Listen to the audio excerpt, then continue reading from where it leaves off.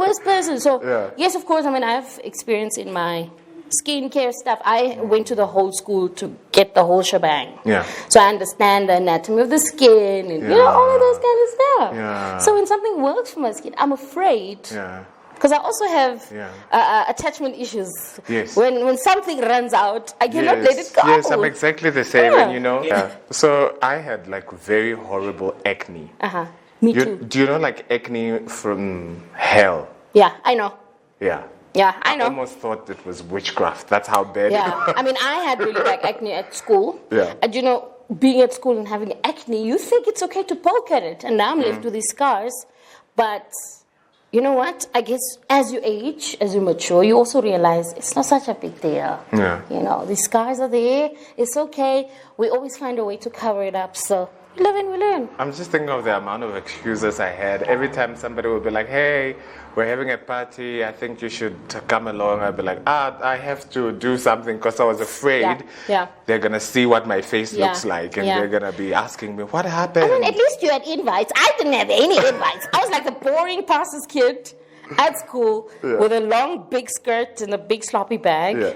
I was never the cool kid. Yeah. So it's nice to see people dancing to my music when I'm just like, you didn't think I was cool, but look at you now. Yeah. Welcome to Uninterrupted. Thank you so much. It is so nice to have you. I was thinking last night, it's like, I remember you at two events that I hosted. One was World Skills Namibia. Yeah. You were performing there. I met you there for the first time. And then when I was doing Miss Namibia, obviously, I met you there again. Yeah. I mean, an electrifying performance that you gave that time. So I thought it's beautiful to have a sit down with this person and get to know you a little bit more. You do so much. Thank you. Music. Then there's the radio. Then there is a TV show hosting. Please don't forget the wife, because that's a job on its own. Oh my gosh! Yeah. Then there's the wife. I mean, it's a lot. But I'm kind of like wondering, how do you juggle all this? Trust me, I am generally in anything I do, I'm a go by the day kind of person. I'm really horrible at having the view of 3 years from now, 5 years from now, because it never materializes. Not because I can't keep up with it, but I feel like because I'm a creative, and creatives never really stick to something. They don't like a routine. They don't like something that's too monotonous for too long. So I guess I often find myself derailing if I have a long-term plan. So I guess it applies to that as well. I mean, I feel like I don't even know how I do it myself. And sometimes I really feel the burnout, or sometimes I feel like, you know what, it's just so much. I don't want to do it anymore. But then very often you also find those little moments where the kids recognize you in the shop and they, go crazy and they're a little starstruck. And then you remember, but this is why I do it in the first place, So honestly, I just go by and I guess I just wing it, and we see how it goes. It's that kind of vibe. Yeah, I think it's so beautiful. You know, when you meet somebody and they're starstruck by you, and then you think back, you're like, wait, I used to be this person. Absolutely. Who was the first person that you ever met where you were like, oh my God, I'm having a moment? I think it would be two people. I performed at the Wildest Jazz Festival so many times, and that platform allowed me to have very close encounters with some of the superstars that they brought from South Africa and international. And Lyra was one, because I wasn't exposed to so much music growing up as a child, because a pastor's kid, it's very, very specific to the kind of music we were exposed to. But I got to know about Lyra when I started singing, and I fell in love with her. So to have met her for the first time, I didn't have a, hi Lyra, I'm Adora, I'm such a big fan moment, but I saw her from a distance and I felt like, oh my goodness. Yeah. This is insane. And then the second person would be Jimmy Dludlu. Now, Jimmy Dludlu is a guitarist from South Africa. He's a jazz guitarist and an absolute amazing artist. And I remember one of my performances at that show. Yeah. I was just standing backstage waiting for my time to go on. I went on, I came off, and then I decided I'm just going to enjoy the show from the barricades. Yes. Guess who walks up to me? Jimmy Dludlu walks up to me and he asks me, do you know this song? I was like, yes, I do. He's like, would you like to perform with it? I was like, what? I'm going to perform with little, you know. Yeah.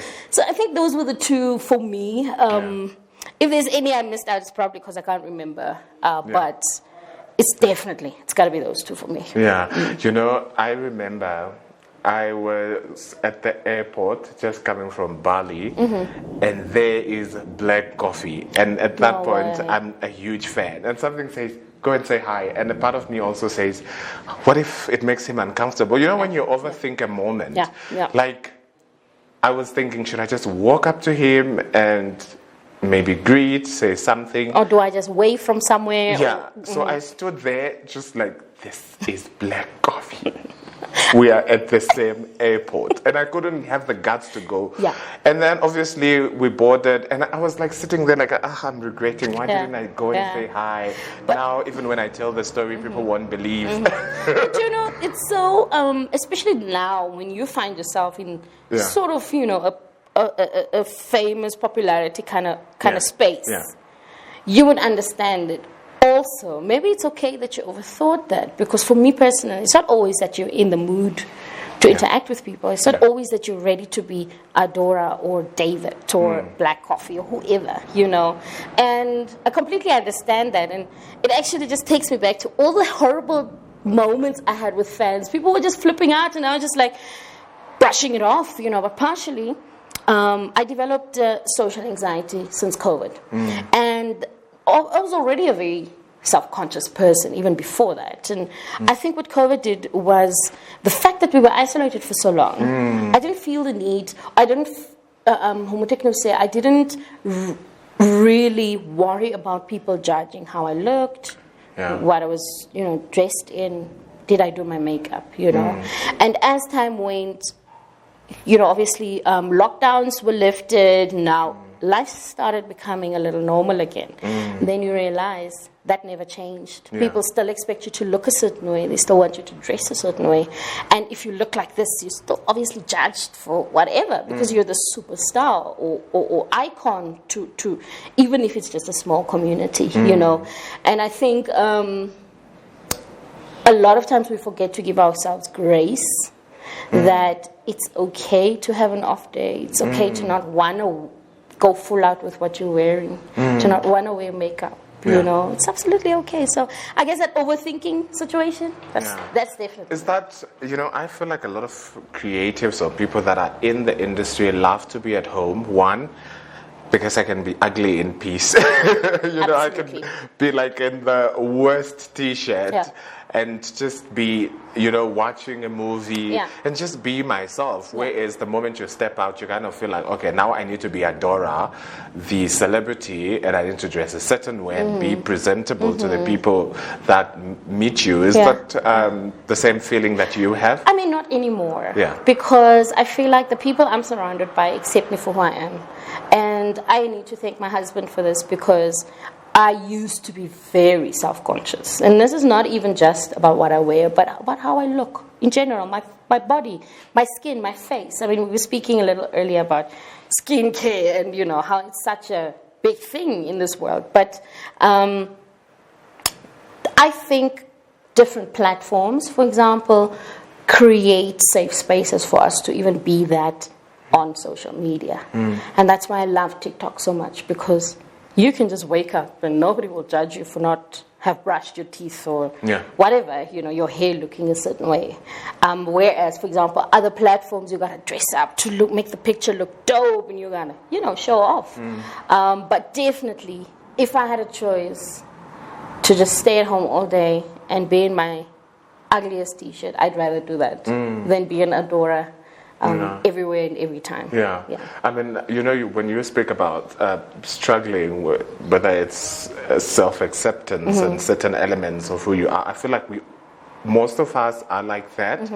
And I'm just kind of wondering, when, of course, you thanked your husband for helping you get there, but how does one get to a place where you're able to, whether it's looking in the mirror and say, this is me and I'm fine? I think it starts from within. I think we should stop seeking that validation externally. If it comes from within, it can definitely never be beat down, because now you have found it yourself and you didn't need any external factors to help you or convince you that you're good enough or you look good enough or you're fine and this is who you are.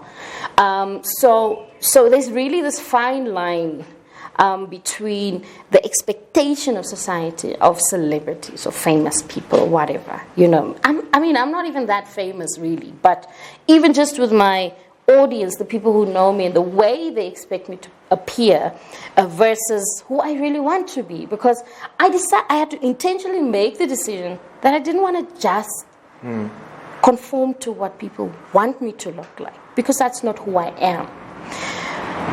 Fun fact, I hate heels, I hate makeup, and if I can get home 5 minutes after my show to just wash off the makeup, I'd happily do that, But I think, again, it's an internal thing. And the moment you accept who you are and how you look and what it is that you see in the mirror, it becomes way easier. What for you was the most difficult thing to come to terms with? I think it's my body, because I was always mocked for my body type. And I'm already not such a fashionable person. I was never a fashionable person. So obviously always, what should I wear that could make it look better? That doesn't draw the attention to the what and the what. And it's always been that, my body and how I look and what I should wear to, But then again, sometimes you find yourself, you gotta step out and stand out, because you're supposed to entertain an audience. You're supposed to look a certain way. You're supposed to dress a certain way. So I think it's that, just knowing that now I need to accept this body, because there's nothing I can do about it, I was always mocked for how I looked since I was a child. And I never chose to have the body that I have, being a teenager, 12, 13, and you've already fully developed breast, being in a primary school, that is a conversation, and that's what people used to mock me. So obviously it carried over into my adulthood. But now for me, there's so many ways you can make it look flattering without being too, what is the word? Exposing it so much, So, yeah, it's always been my body versus anything else. And is this good enough? Does this look good on me? I feel like this is too short. And then you realize, but there's nothing else. This is the only way you can sort of take away the attention from what you don't want people to see, So it's so many things, but specifically my body. So what do you then say when that voice then creeps in to affirm yourself? Like, what are the type of things that you would say to yourself? The first and only thing is, there's a younger me out there who's watching me, So I need to always remember that I'm also representing a certain body type wherever I go.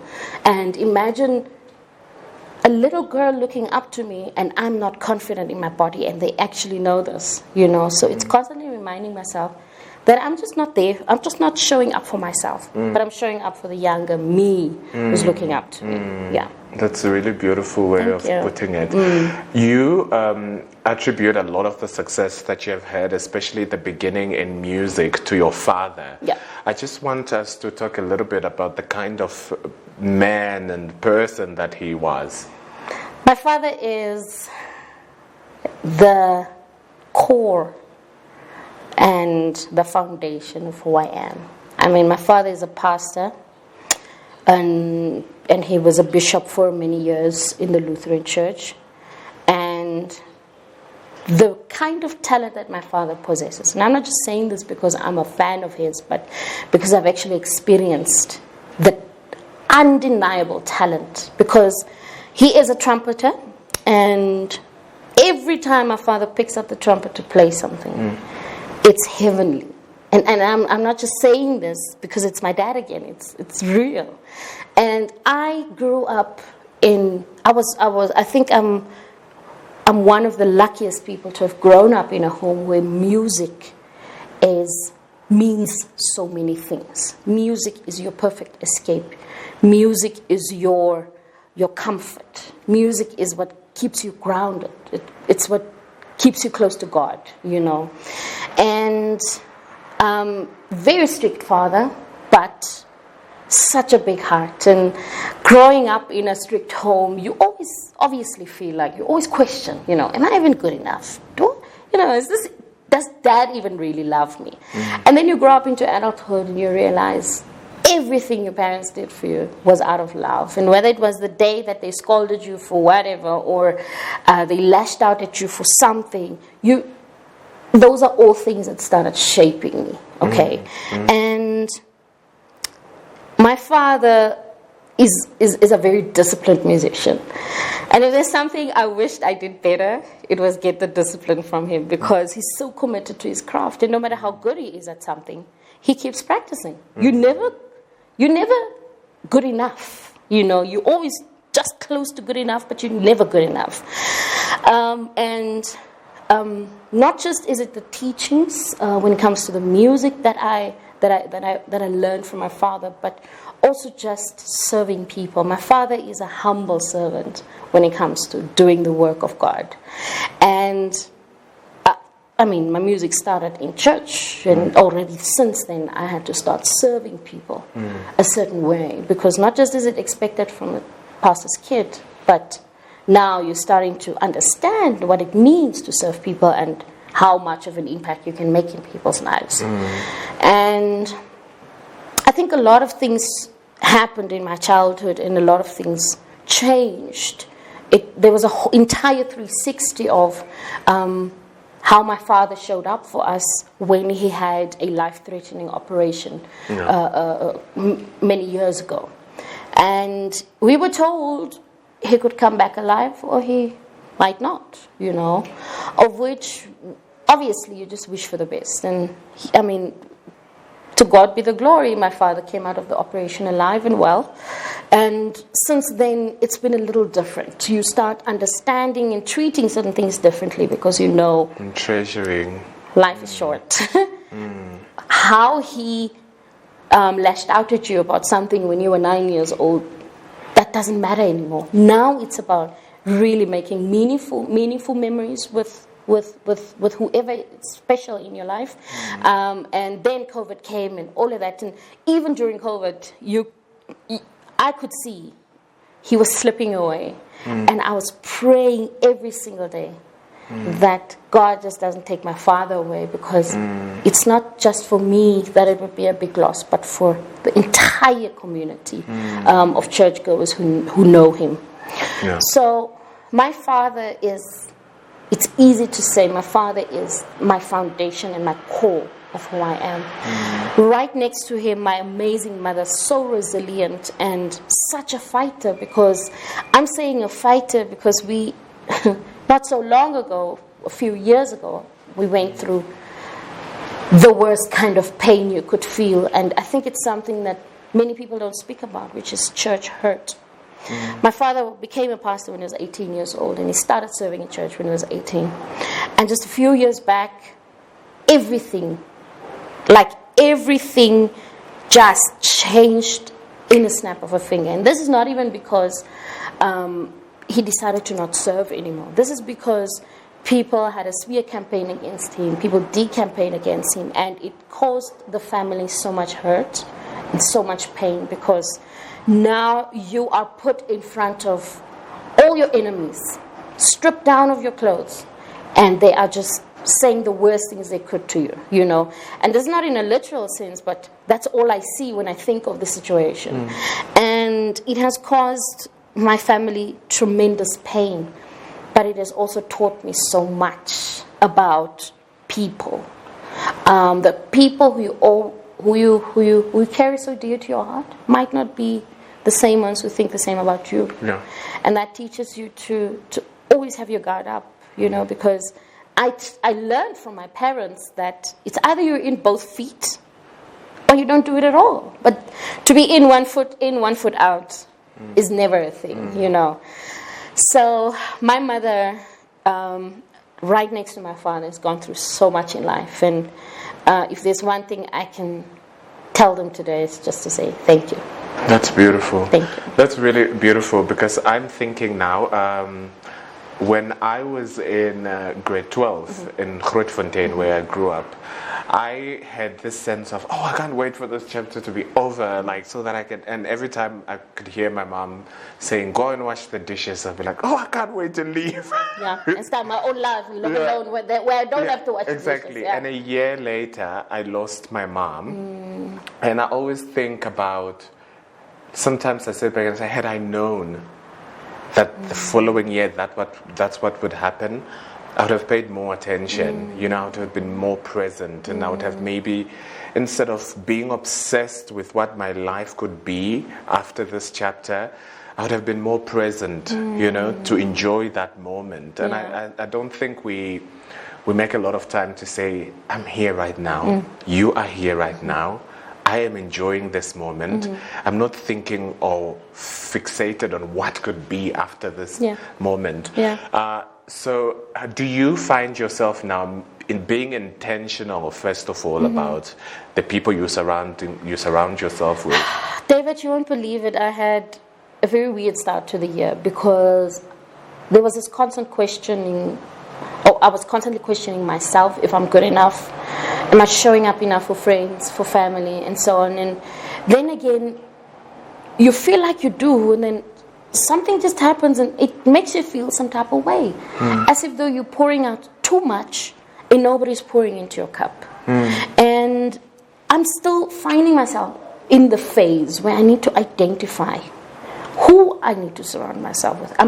Because I'm constantly questioning, is this a good ship to have, whatever ship it may be, but in terms of showing up intentionally for the ones I care for, I definitely want that more than anything this year, because a lot of people, when you ask them what is it for you for this year, and they'd say it's about me, it's about self, it's myself, and I feel like it's this cloud hovering over everybody where they want to just be a little selfish about certain things, certain decisions, but in terms of showing up for my family, my immediate family, it's such a priority. It's right up there for me, and it's not just family by blood, but people you've met along the way who've become family.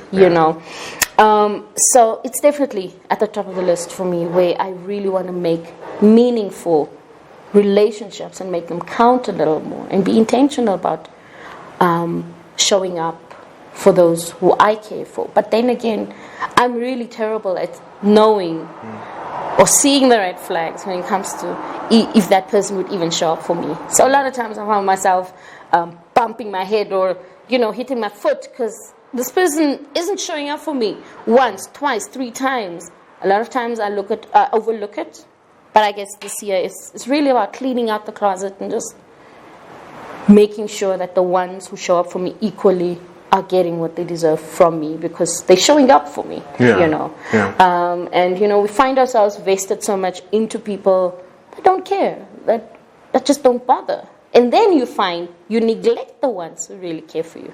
So it's really just drawing the line between who I want to be there for because I know they'll show up for me, versus just wasting time and making meaningless memories, because that's not what life is about anymore. Your music video has just hit 1 million views, and I was thinking to myself last night, coming from a country such as Namibia, I don't think people understand how huge that is, to be able to reach that kind of status where your music video gets to that point. I want to know, what does this mean for the little girl sitting, whether it's in your room, imagining success and having this kind of success that you've been able to have? What does it mean? I actually still need to answer that question to so many people. What is 1 million views? There are other artists who have 3 million, 5 million, 19 million, But I think what people overlook is, like you mentioned, it's such a small country. We are just 3 million people. And to know that my video has gotten at least 1 million views, that's huge, is a big achievement for me. And no, I'm not getting money from YouTube for this, This is just validation that indeed, my hard work's paying off. Now, here's the weird thing. I was going through all my music videos after that 1 million view. And I've been keeping tabs on how it moves. And for other people, it's easy to hit 1 million in 2 months. Kudos to you. You know, that's a big deal for you. But the reason why this is a big deal for me is because it took 7 years. And the number 7, biblically, is a very significant number. It's the number of completion, you know. So it's not just the fact that I hit 1 million views. It's the fact that I've hit 1 million views in 7 years. And I was teasing to somebody and saying, yeah, you know how much patience you should have to be counting your views every day for 7 years, waiting for you to hit 1 million. Now, what that also teaches me is resilience, because your music stood the test of time. And it is standing the test of time. It doesn't have to be overnight. It can be 7 years. And then another friend of mine asked me once, now, you know, this is one song you always have in your set. You know, when the song comes on, people lose their minds. Yeah. But on YouTube, it doesn't have so many views, you know. And then I keep telling him, well, it's not always the YouTube vibe that should confirm that something is worth. Now, considering that something hit 1 million views, imagine when we step on stage and we put that 1 million views on stage, you know? Beautiful. So it's really just, I guess also partially the phase where I'm at in my life, where I really just do a lot of self-introspection. I've matured so much in these 7 years. I've grown so much, and my sound has evolved so much, but also mentally, psychologically, deep down in my heart, there's maturity.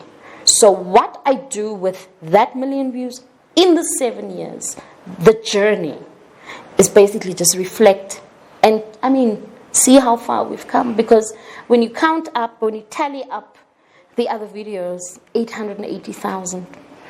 That's huge. 900,000, 700 something thousand. Yeah, think back at a time when you started and you didn't have 860 people watching your videos. Absolutely. So I feel like, you know, over time, things can start to feel very familiar, right? Yeah. That you kind of forget that I used to dream of this. Absolutely. You know, I used to dream of being on stage and have like thousands of people screaming out my name. But you know what the weird thing is, David? Yeah. You never get used to it. Yeah. I never get used to it, because sometimes you have a good show, sometimes you don't. And when I reflect now on, for example, the Miss Namibia show that we have, where you emceed, they played the wrong song, but you still think it was a good performance. And in my head, I was stressing because it's the wrong song. But then, in the end, we had to deliver. Because you're such a professional. And I think too much. And my colleague actually called me out for it the other day, that I'm too worried about things being perfect.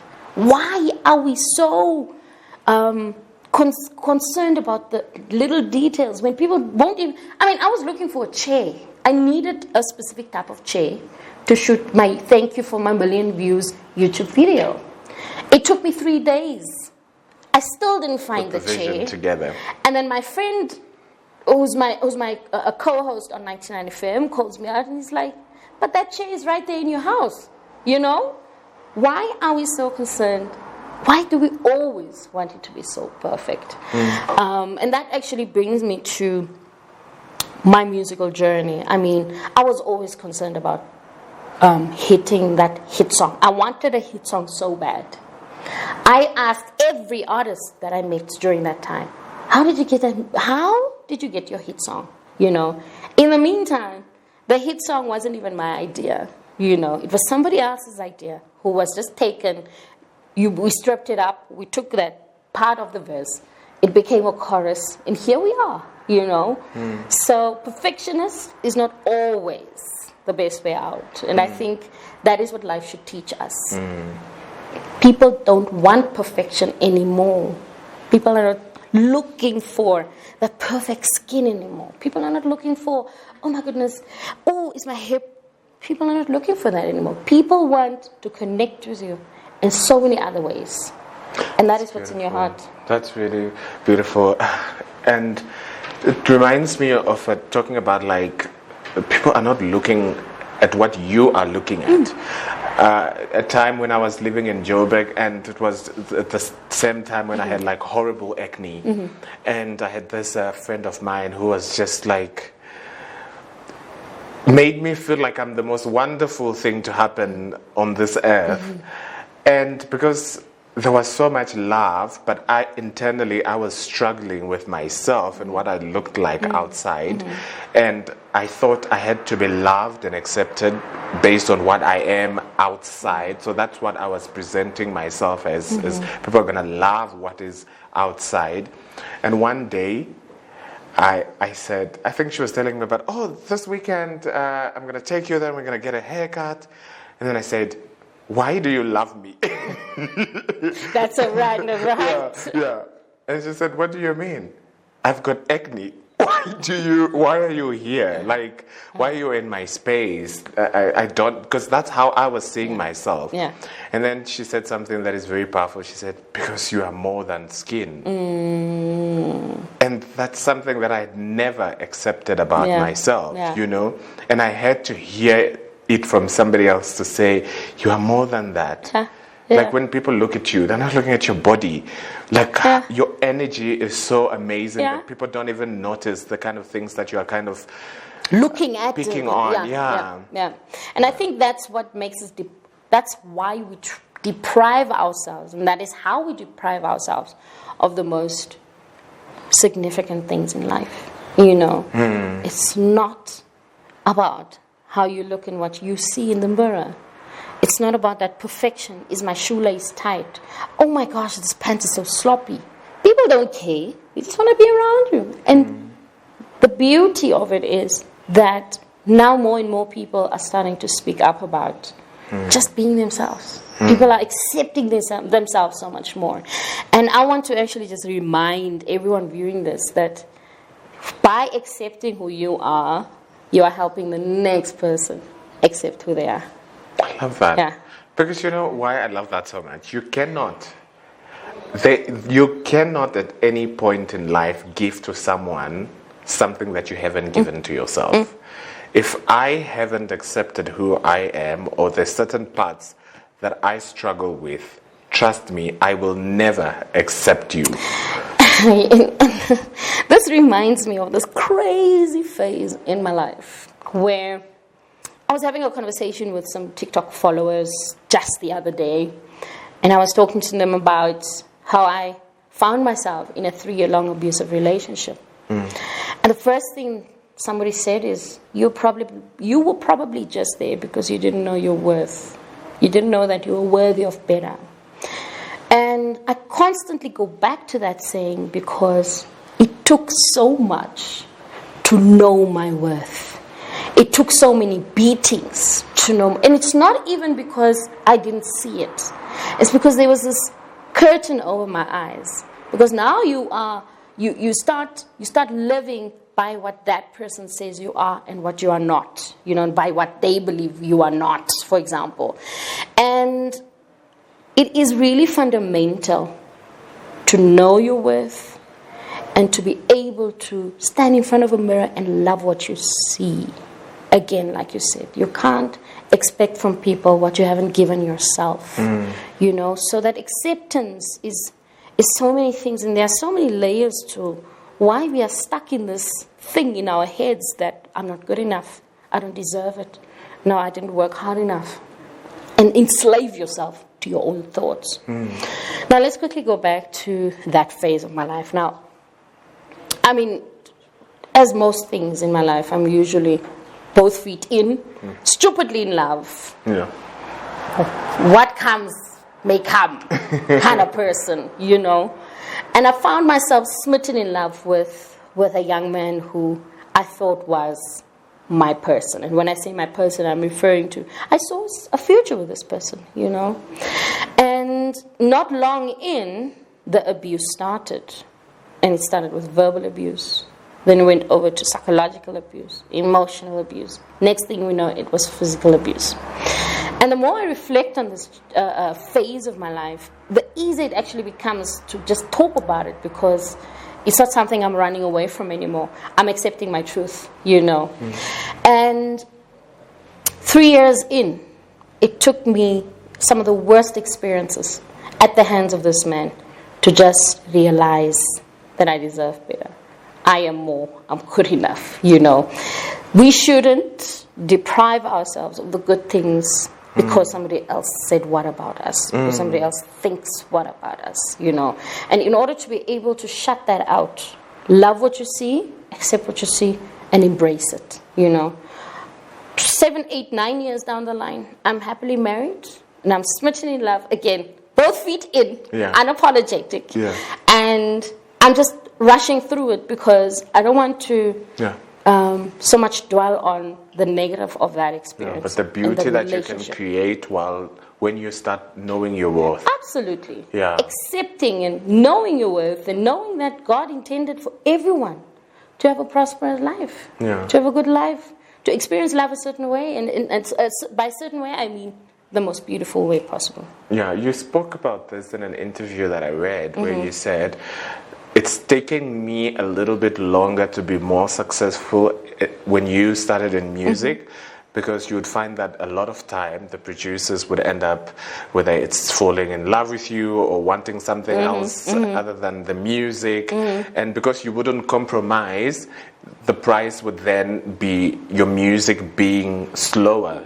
Absolutely. Stalled, like the entire process being stalled. No, that's facts. I mean, I've had 2 chances before my first album was released to release an album. And in both instances, that was the case, where a producer would want to get in bed with you to, in turn, give you the album. You know, another producer wants to get in bed with you to, in turn, give you the album. And that is where my moral compass kept me grounded because I promised myself when I started in this industry, because I knew what came with, or what would come with being in the industry as a number 1 female, and number 2 Damaranama speaking, you know, a lot of pressure, a lot of downplay, a lot of times where you needed to throw everything out the window just because you wanted something for yourself when it comes to the music. Now, I've had that happen to me at least twice. And even in that journey, I learned that it's not always your timing. You know, your timing is not what we are living by. It's not my timing. I had the idea to release my first album in 2012 already. 2011 already. 2012, 2013, 14, it didn't happen. And this is all because I decided to stay true to my morals. And what that did for me is I can still today walk around with so much pride and dignity, knowing I didn't have to go to bed with someone to release something. Where would that have landed me, you know? And I don't say if that might have happened with you, whatever. I'm not downplaying anybody who could have been in that situation and fell prey to that. It's just unfortunate that people really take advantage of you, you know, especially if you're female. And that's why I get so anxious when a cousin or niece comes to me and they're like, I want to start music. I don't know how to tell them to please never do it. Because the reality is you're exposed and so vulnerable. And because you trust these people that they would help you, they could easily take advantage. And my first album was released in 2016, of which I have no regrets for, because even till this day, when we have to come up with a set list, those songs are still on the set. You know, people still want to hear those songs. And I'm just grateful that I had the resilient spirit and that I didn't fall prey. And I think partially also just the prayers of my parents and those who love me, that I didn't succumb to that kind of pressure, because the reality is it's not so cute out there, you know, especially when you're just going innocently to a studio. They will shut the door and they'll do something to you, you know. So I think this is where being a pastor's kid helped me a lot, because the staying grounded was important for me, equally as much as protecting my own dignity, you know, and also knowing that I made this promise, which means I needed to keep it, not just for other people, but for myself. That's wonderful. That's insane. That's I mean, when I think of it now, it doesn't really cross my mind so often, but I think of it and I'm like, hey, you actually turned down 2 albums because you didn't want to get in bed with just anybody. Don't take the short road. You should be proud of, you know. And it's not so cute. Yeah, it's the reality. What kind of legacy do you think you are creating? Oh my gosh. Am I creating a legacy? You are. Because the reason why I'm asking that question is a lot of times, for at least in most cases, I'm not doing this for myself. I'm doing this for that little girl who's battling with self-esteem. I'm doing it for the young man who's fighting the insane thoughts in his head because there's a social expectation of men.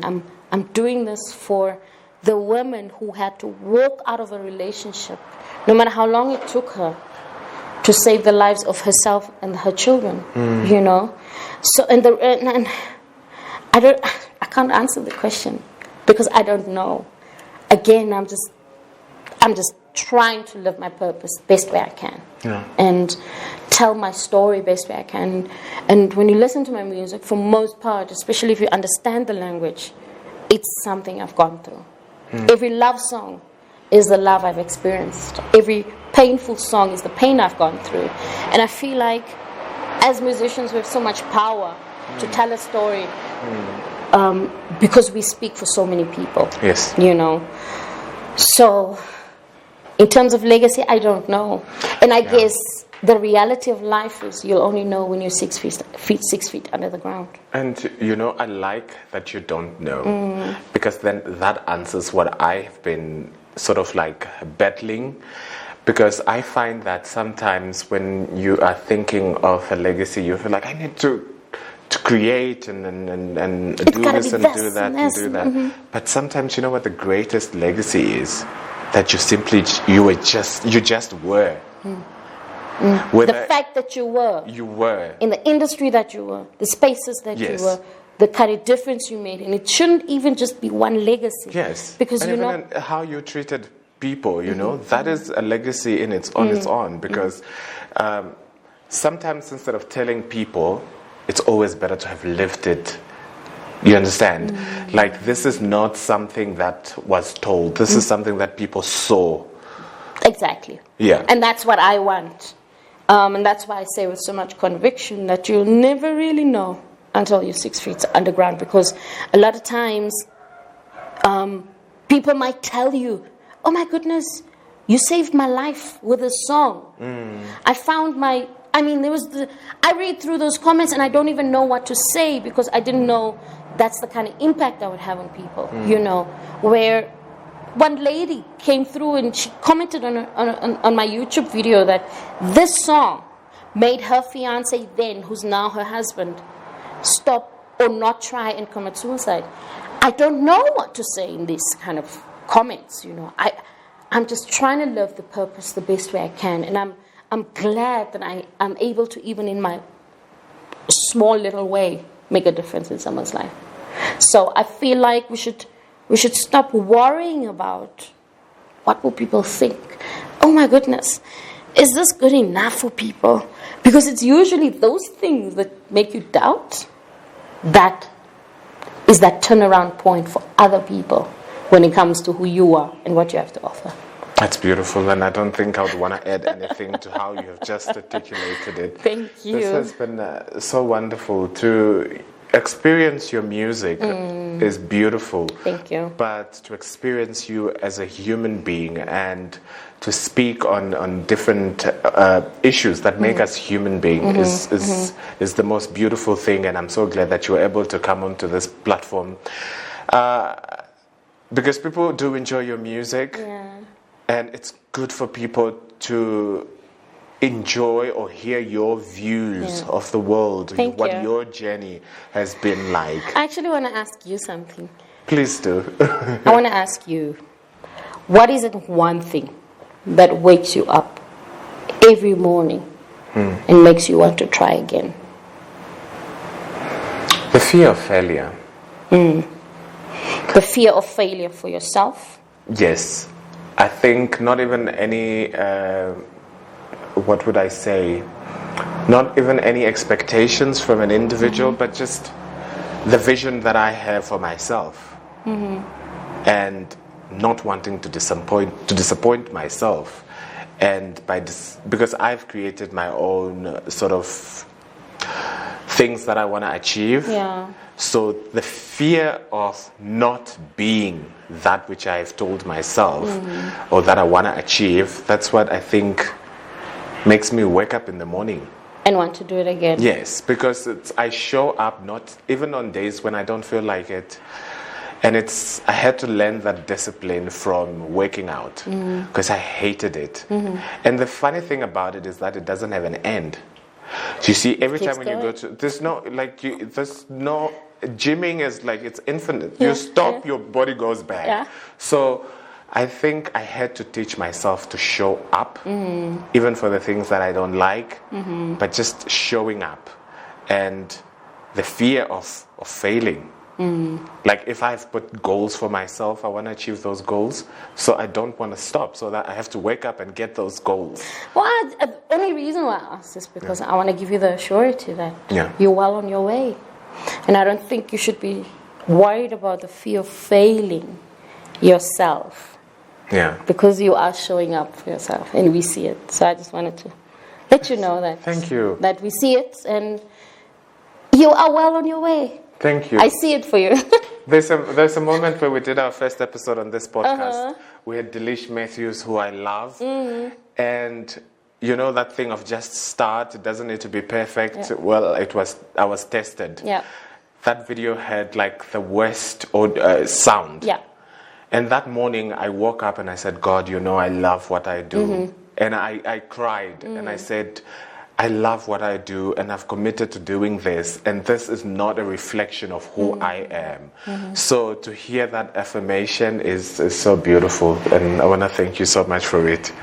I'm happy I was here. Thank you so much for having me, and continue to inspire, because there is a child out there who wants to be David Mbeha, and you are that child, just in an older version.